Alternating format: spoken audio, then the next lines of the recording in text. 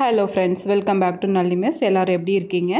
இன்றைக்கி நளினி மெஸ் ரெசிபீஸில் சாஃப்டான சப்பாத்தியும் அதுக்கு காம்பினேஷனாக ட்ரை வெஜிடபிள் கிரேவியும் தான் பார்க்க போகிறோம்.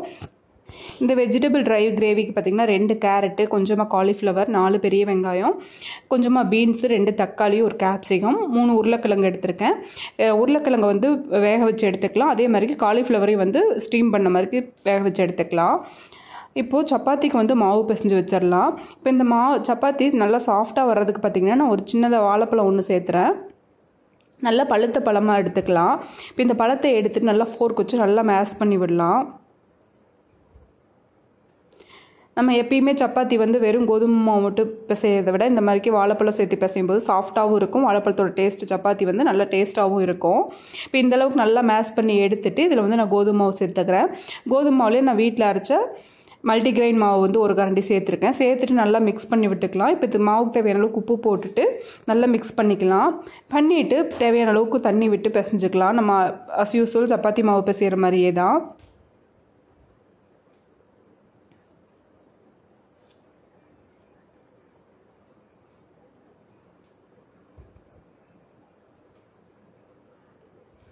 ரொம்ப கெட்டியாக இல்லாமல் லைட்டாக மாவு நல்லா சாஃப்டாக இருக்கிற மாதிரிக்கு நல்லா பிசைஞ்சிக்கலாம்.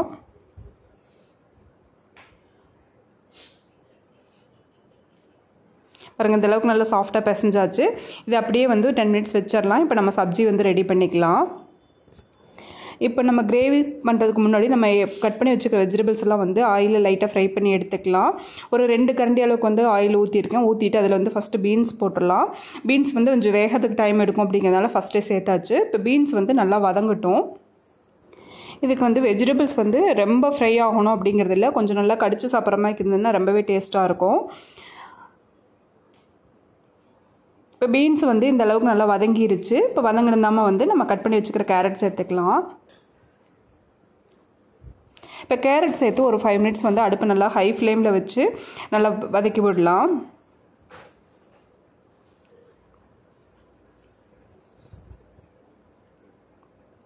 காலிஃப்ளவருமே நம்ம இந்த மாதிரிக்கு ஃப்ரை பண்ணி எடுத்துக்கலாம். பட் அதுக்கு ஆயில் ரொம்ப பிடிக்கும் அப்படிங்கிறதுனால நான் ஸ்டீம் பண்ணி எடுத்துருக்கேன். உருளைக்கிழங்கும் அதே மாதிரி தான். பாருங்கள், இப்போ இந்தளவுக்கு கேரட்டும் வதங்கிருச்சு. இப்போ கேரட் வதங்கினதாமல் நம்ம கட் பண்ணி வச்சுக்கிற பெரிய வெங்காயம் சேர்த்துக்கலாம். வெங்காயத்தையுமே பார்த்திங்கன்னா ரொம்ப குட்டியாக போடாமல் கொஞ்சம் பெரிய பீஸாக தான் போட்டிருக்கேன்.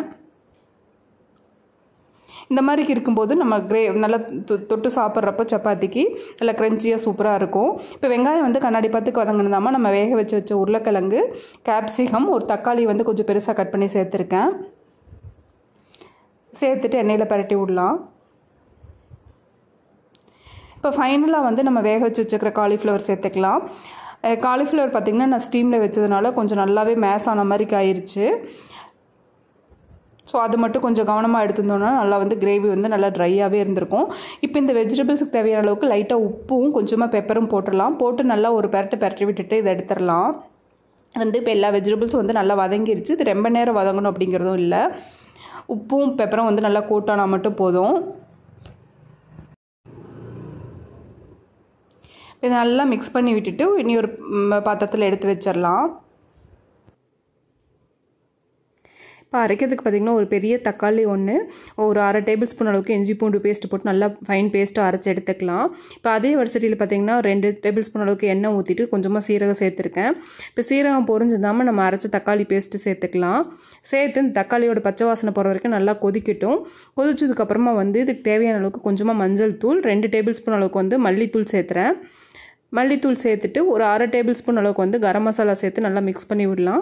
இப்போ இந்த கிரேவிக்கு தேவையான அளவுக்கு காரத்துக்கு வரமிளகாத்தூள் சேர்த்துக்கலாம். நம்ம ஆல்ரெடி வெஜிடபிள்ஸில் கொஞ்சமாக பெப்பர் சேர்த்துருக்கோம், அதனால் வேணுங்கிற அளவுக்கு சேர்த்துக்கலாம். நான் 1 டேபிள் ஸ்பூன் அளவுக்கு வரமிளகாத்தூள் சேர்த்துறேன். இப்போ சேர்த்து இதை நல்லா மிக்ஸ் பண்ணி விடலாம். எண்ணெயிலேயே வதங்கட்டும். இப்போ இது எண்ணெய் நல்லா பிரிஞ்சு வந்ததுக்கப்புறமா இதில் 1 டேபிள் ஸ்பூன் அளவுக்கு நல்லா கெட்டியான தயிர் சேர்த்துக்கலாம்.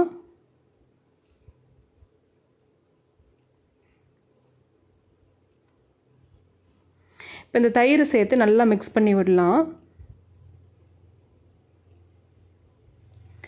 இது பார்த்திங்கன்னா 1 ஸ்பூன் அளவுக்கு பாலாடை இருந்துச்சு நான் சேர்த்துனேன். இது ரெண்டுமே வந்து ஆப்ஷனல் தான். தயிரும் பாலாடையும் வேணால் சேர்த்துலாம், இல்லாட்டி ஸ்கிப் பண்ணிக்கலாம். இப்போ இந்த மசாலாவுக்கு வந்து உப்பு பத்தலை அப்படின்னா உப்பு செக் பண்ணிவிட்டு நல்லா மிக்ஸ் பண்ணி விட்டு நம்ம ஃப்ரை பண்ணி வச்சுக்கிற வெஜிடபிள்ஸ் சேர்த்துக்கலாம். சேர்த்து மசாலா வந்து நல்லா கோட் ஆகிற அளவுக்கு மிக்ஸ் பண்ணி விட்டுட்டு அடுப்பு சிம்லேயே வச்சிடலாம். ஒரு 5 மினிட்ஸ் இருக்கட்டும். இந்த காலிஃப்ளவர் வந்து கொஞ்சம் நல்லா மேஷ் ஆயிடுச்சு அப்படிங்கிறதுனால வந்து இந்த சப்ஜி வந்து கொஞ்சம் எல்லாம் ஒட்டின மாதிரி தான் இருக்குது. இதே வந்து நம்ம ஃப்ரை பண்ணி போட்டோம்னா நல்லா ட்ரையாக ஒன்றுக்கு ஒன்று ஒட்டாமல் சூப்பராக இருக்கும். இப்போ வந்து நல்லா மசாலா கோட் ஆனதாமல் வந்து கொத்தமல்லி தழை தூவிட்டு சர்வ் பண்ணிக்கலாம். இப்போ டேஸ்ட்டான ட்ரை சப்ஜி வந்து ரெடி ஆயிடுச்சு. இப்போ நம்மளுக்கு சப்பாத்தி மாவும் வந்து நல்லா சாஃப்டாக ஊறிடுச்சு. இப்போ நம்ம சப்பாத்தி தேய்ச்சி எடுத்துக்கலாம். இது அஸ் யூஸ்வல் நம்ம நார்மலாக எப்படி சப்பாத்தி தேய்ப்போமோ அதே மாதிரி தான்.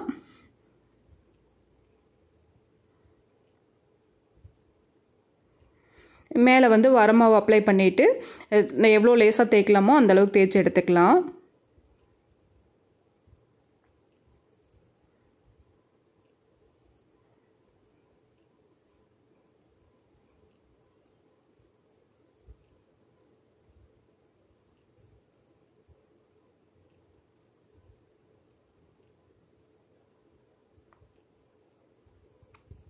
இப்போ வந்து நல்ல லேசாக வந்து தேய்ச்சி எடுத்தாச்சு. இந்த சூடான தோசைக்குள்ளே போட்டு சப்பாத்தி சுட்டு எடுத்துக்கலாம். அடுப்பை வந்து மீடியம் ஹீட்லேயே வச்சுட்டு நல்லா திருப்பி போட்டு வேக விட்டு எடுத்துக்கலாம்.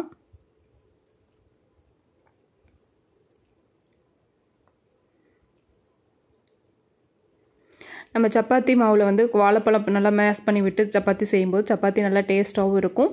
6 நாளுமே வந்து சப்பாத்தி வந்து நல்லா ரப்பர் மாதிரி ஆகாமல் சூப்பர் சாஃப்டாக இருக்கும். இப்போ நம்மளுக்கு டேஸ்டான சாஃப்டான சப்பாத்தி ரெடி ஆயிடுச்சு.